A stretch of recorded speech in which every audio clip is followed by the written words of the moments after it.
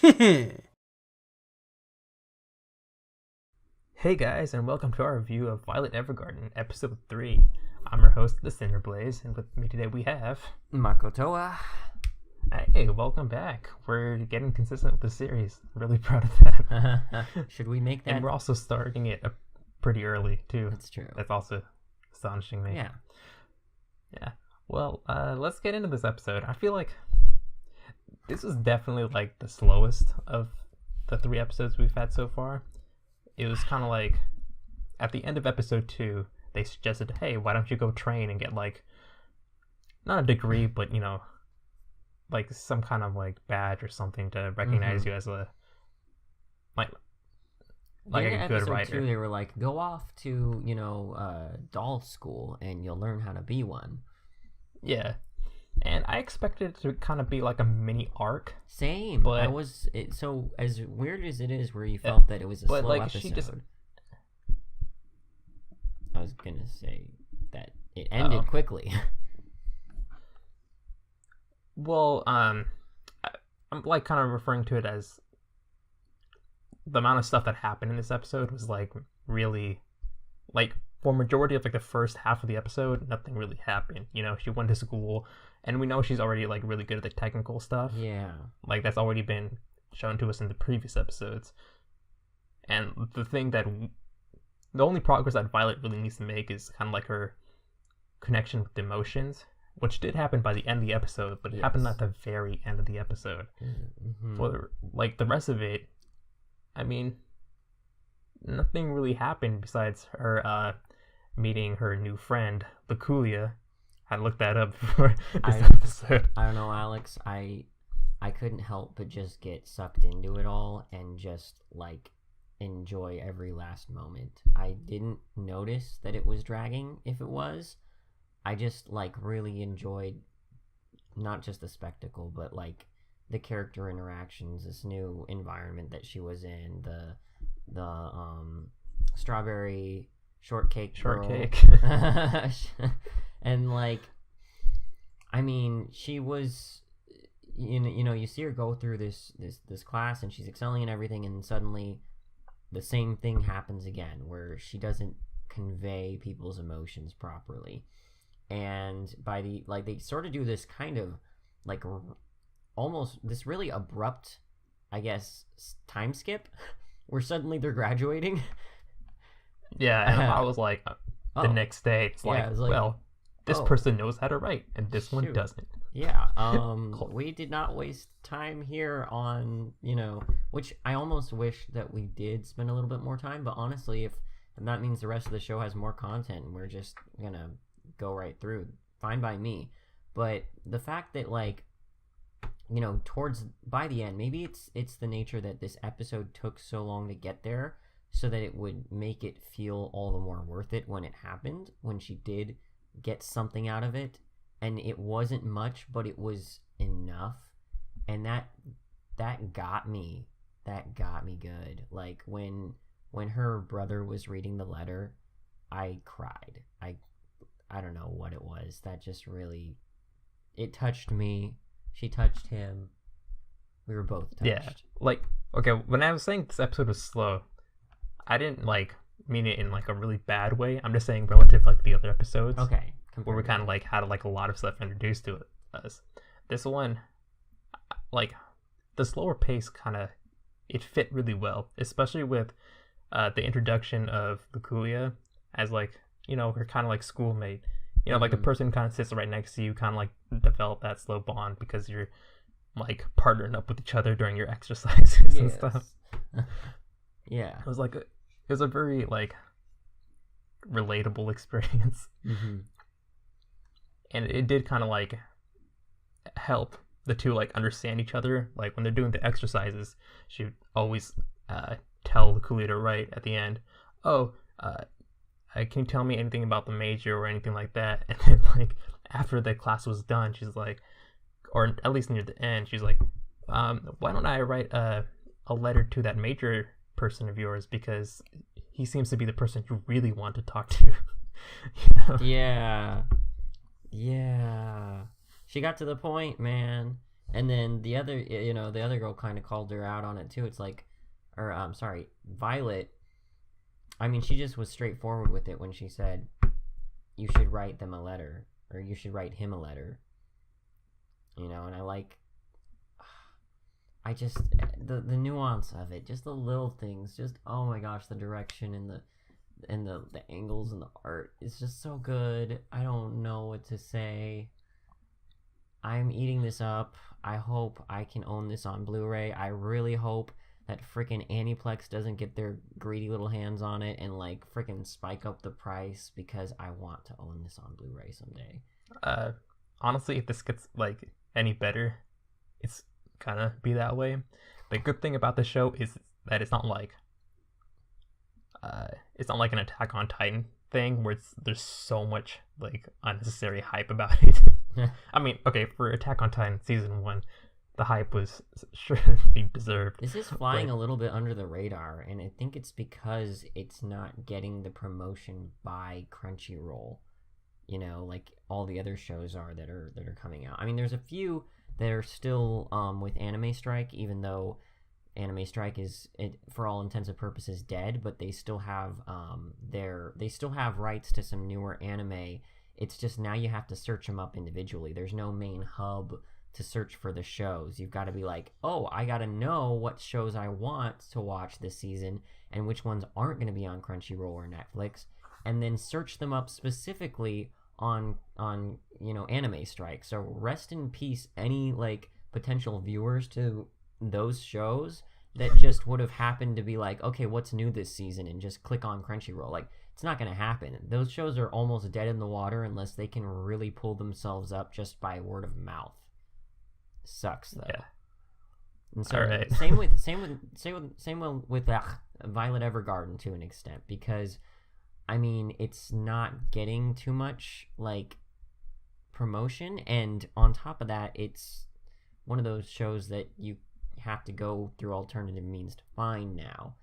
So I don't know. I feel like it's more of like the genre thing, because like if it was like a harem or like an action show, people would probably find it just to test it out. But this is more of like a slice of life. I mean, a lot of people do watch this stuff. I mean, I eat it up, but yeah. Yes, you do. It's its own kind of like special genre. But let's go back to the episode a little bit more. Sure. Because one like the biggest, like the real hard hitter for this episode was Luculia's relationship with her brother. Yeah. And it kind of like shows a bit more about like the aftermath of the war, Like every episode, I think we get a little bit of that.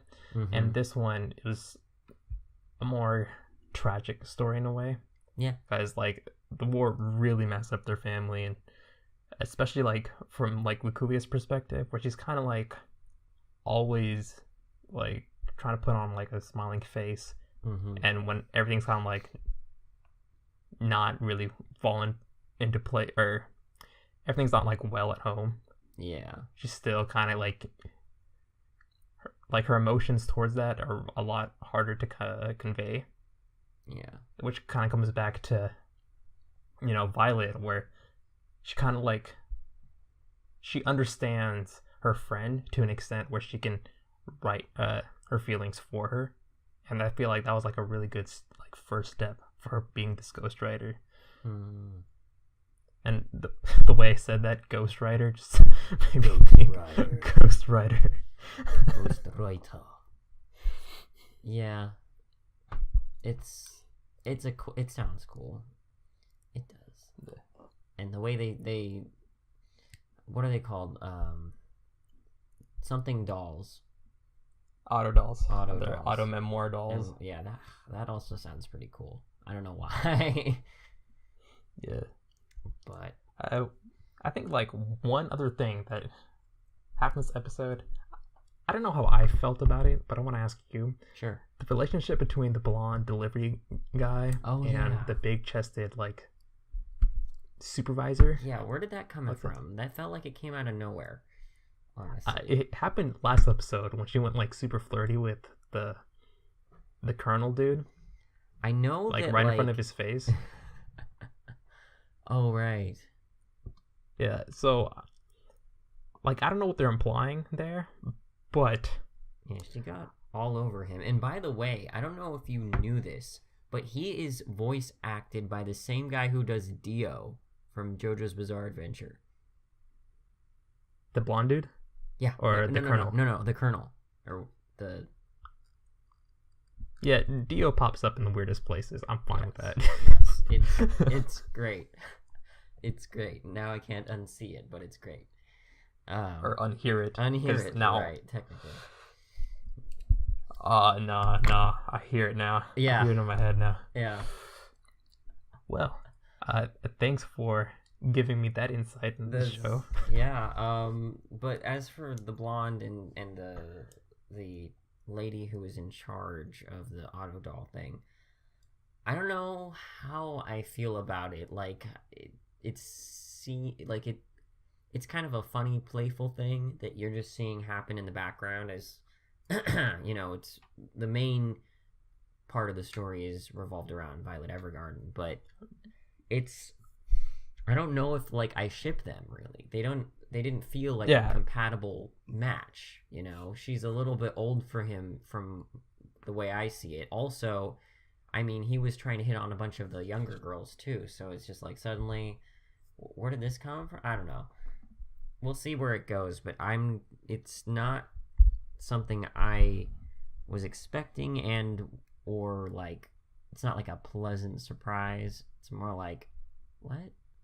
It's like, all right, that's happening. It's happening. I didn't see it as like a shipping thing, but one thing I really do like about it is the other characters are actually, interacting with other characters.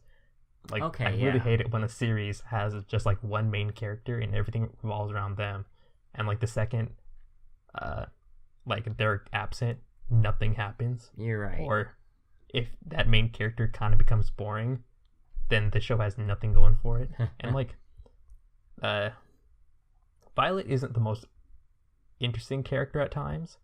When she goes in like full robot mode. Yeah. And like, especially like at the beginning of the episode, when the teacher was like talking to class and she just like stands up and like salutes. She kind of reminded me of another character that KyoAni had under their roster, I guess. Isuzu Sento from Amagi Brilliant Park. Like, the voices are really similar.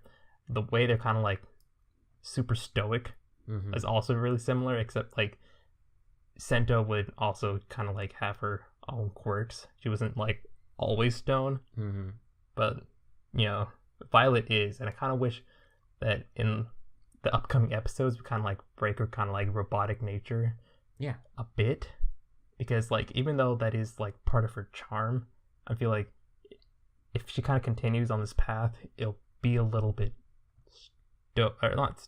stoic. It'll be a little bit more like tiring, kind of boring in a way.